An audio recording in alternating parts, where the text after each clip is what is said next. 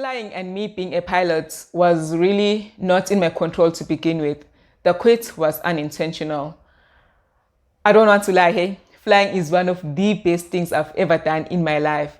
However, should I be presented with an opportunity, like right now, to go back to flying and pursuing it as a career, I'd probably let that opportunity pass. Okay, fine, that's why I say so in this video.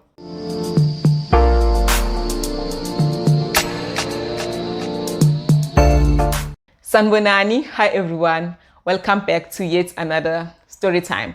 So if you remember correctly, I did share with you how I got into the aviation industry. I think it was the second video that I did titled How I Got into Flight School. So I'll rephrase and summarize the whole story again for those of you who haven't watched that video as yet. So I first got introduced to flight school through a company or an aviation program that was seeking to give funding and pilot training to students, especially those from disadvantaged backgrounds. That was way in 2014. So late 2014, I started my pilot training. Fast forward, I got my private pilot license. Yeah.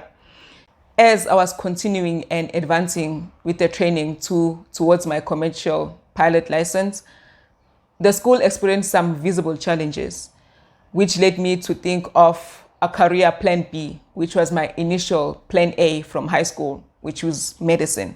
So I applied to university, and it turns out my varsity application was indeed a backup plan for myself because that year, 2016, the school shut down. I'm deliberately not mentioning the names of the school because this channel is not for that. We only mention names when we give praises.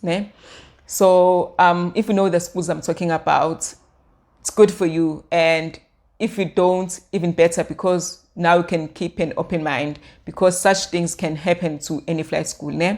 So when sponsors sponsor you, they are likely to give the funds or deposit the funds straight into the flight school's account rather than give the money directly to you.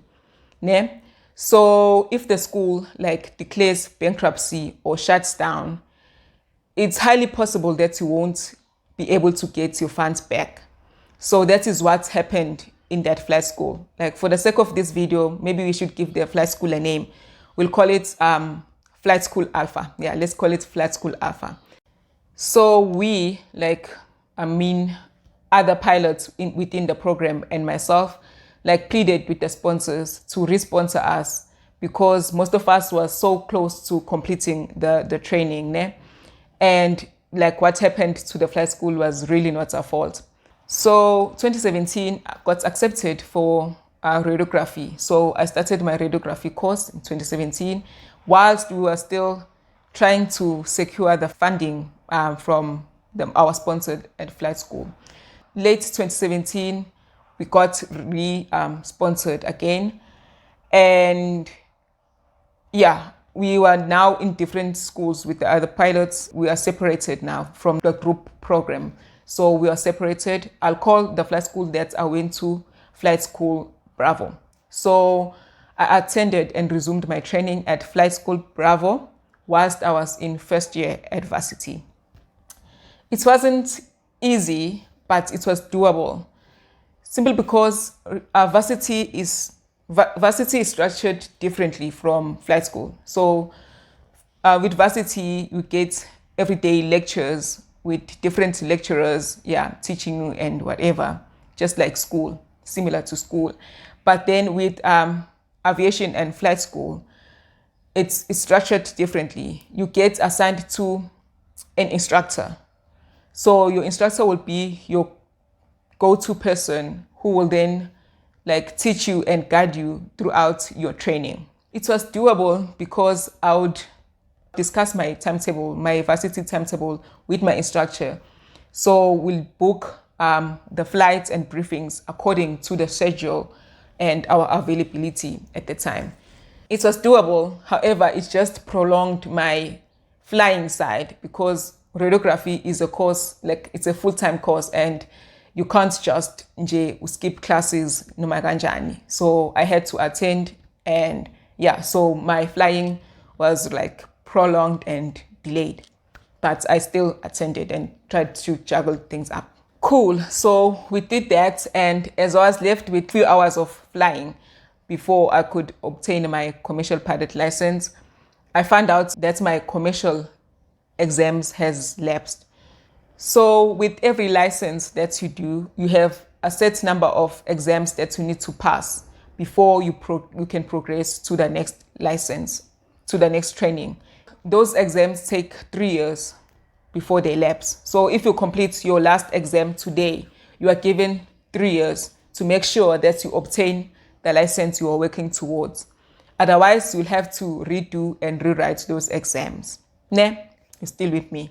So as I was like preparing and planning to rewrite and redo those exams, the same thing that had happened at Flight School Alpha happened again in this Flight School Bravo.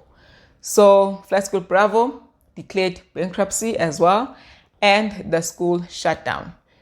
So yeah, that is how my pilot career just became stagnant from there. And so I've been doing some self-introspection and asking myself whether or not I should resume flying as a career.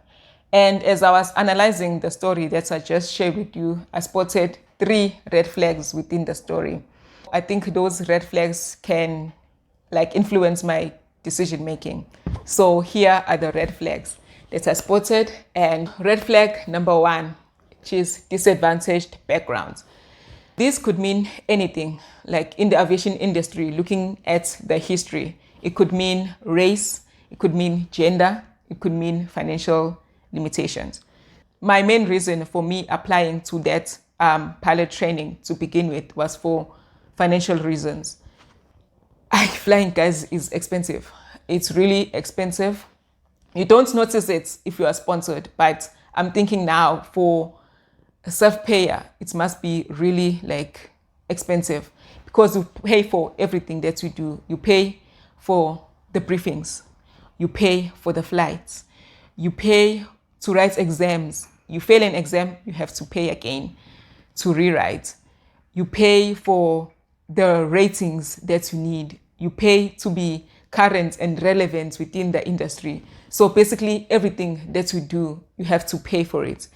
And yeah, I'm putting this as a red flag because I'm looking at the current global economy like right now and my phase of life where I'm seeking for financial stability. I think me going back now would be making a poor financial investment.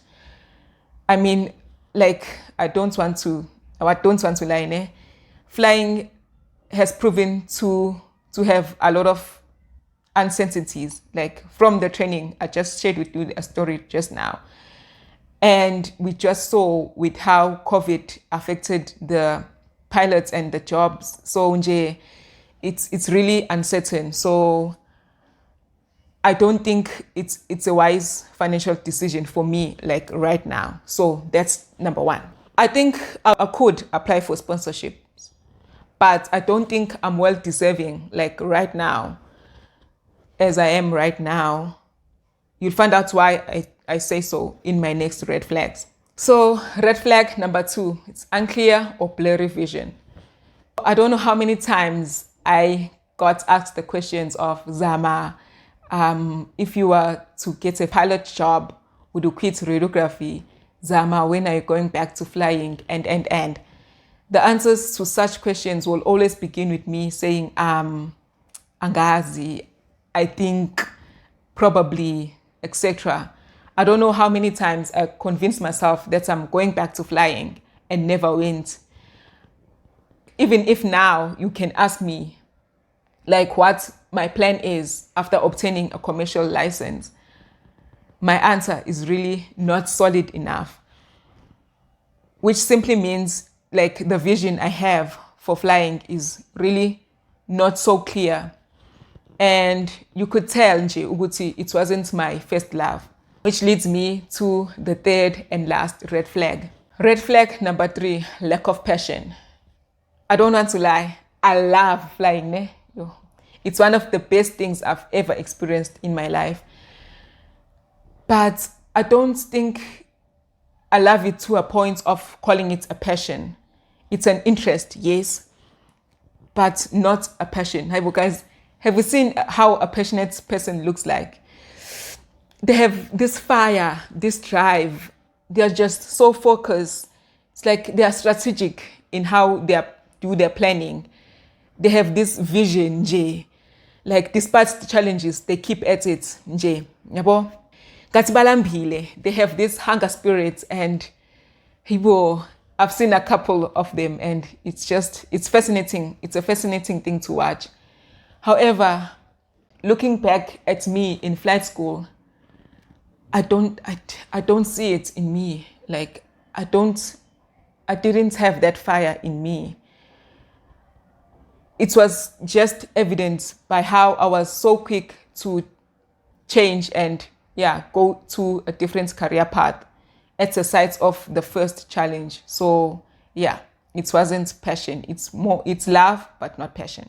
I have thought of applying for sponsorships again in the near past and use my experience within the field to my advantage. But guys, let's be honest, that would be really selfish of me, because I think those sponsorships are for people with true passion and who has the patience for the career. I'm not saying I'll never go back to flying. I'm not saying that. We don't know what the future holds for us, and it's always God's plan over ours. And that's a conversation I'll need to have with him. But between you and me, I think if I do ever go back to flying, it will be with intention. Maybe not intention of hunger per se, but it will be me feeding that craving, quenching the thirst. Because I'm thinking of the famous quote by Leonardo da Vinci. Let me read it out for you. It says, and I quote, "Once you have tasted flight, you will forever walk the earth with your eyes turned skyward. For there you have been, and there you will always long to return." And I think it's so true. I miss flying a lot. I loved it. And there's nothing that compares to flying. But ladies and gentlemen, I am Zamazwane, a diagnostic radiographer and a private pilot license holder.